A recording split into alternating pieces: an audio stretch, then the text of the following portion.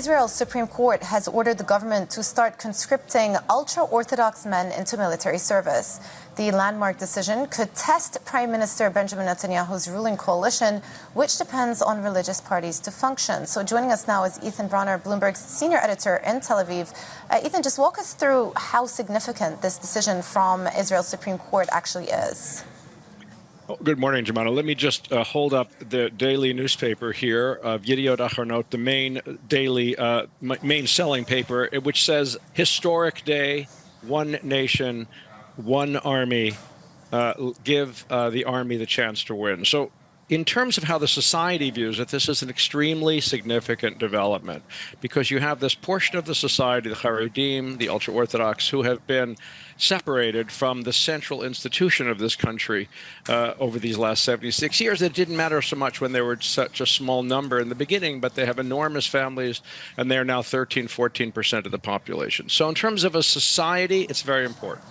It's also important politically because, as you said, the two ultra-Orthodox parties are central to this government's coalition, and they are angry about the decision. So that leads me to my next question, Ethan, which is whether or not it's likely to endanger this coalition. Two of the parties of the coalition are from the ultra-Orthodox side of things. Is there a risk that they leave or they pull out of the government? There is a small risk, but I think that ultimately they've been preparing for this.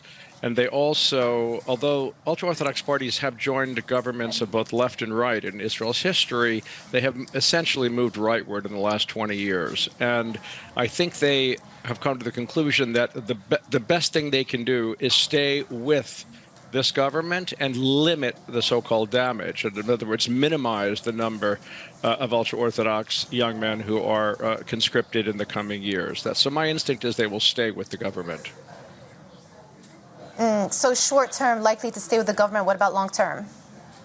I mean, long-term, I think that, the real question is, will the society be able to step up and create a situation in which these folks whose lifestyle depends on segregation from the rest of society to join a military which insists on men and women being together. There are issues they have with extra kosher food. There are all kinds of things. But the key thing here to remember also is that because Israel has been at war since October and expects to continue to be at war, perhaps in Lebanon, the desire for young men to increase the size of the army has grown, and people want more guys in the army. We'll leave it there.